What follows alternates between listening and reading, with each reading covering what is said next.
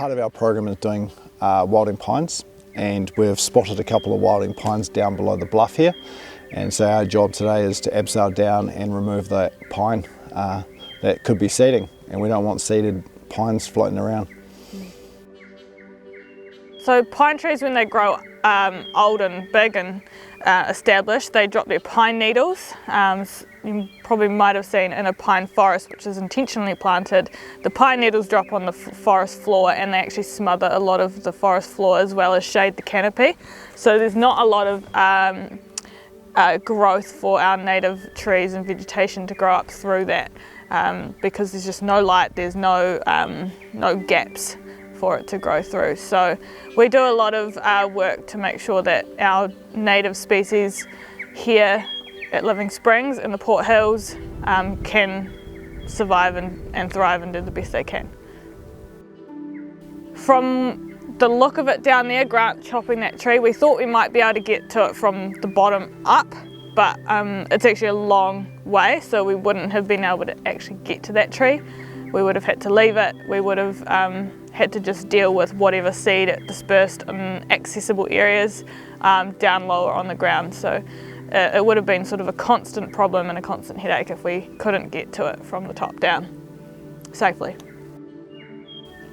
Yeah, so I guess Outdoor Pursuits has a lot of kind of linkages towards conservation, and some of that comes down to kind of leadership skills, safety management, but also kind of the practical skills such as navigation, rope skills.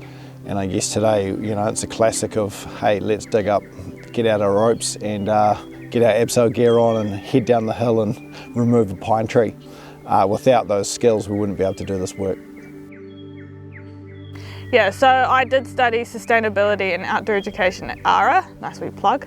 That really helped with so many different skills. It was so varied. So from learning about my body systems and how that works and my brain, to managing groups in a setting that could be stressful for that person, as well as technical skills in rock climbing and kayaking. So for example, today, using the skills that I've learnt through ARA and putting them to practice is really helpful. So I work at Living Springs as a volunteer coordinator, so that's working with people a lot, and so those people skills and learning how to manage them in environments that might be out of their comfort zone, as well as working with these technical skills and being able to put them to use.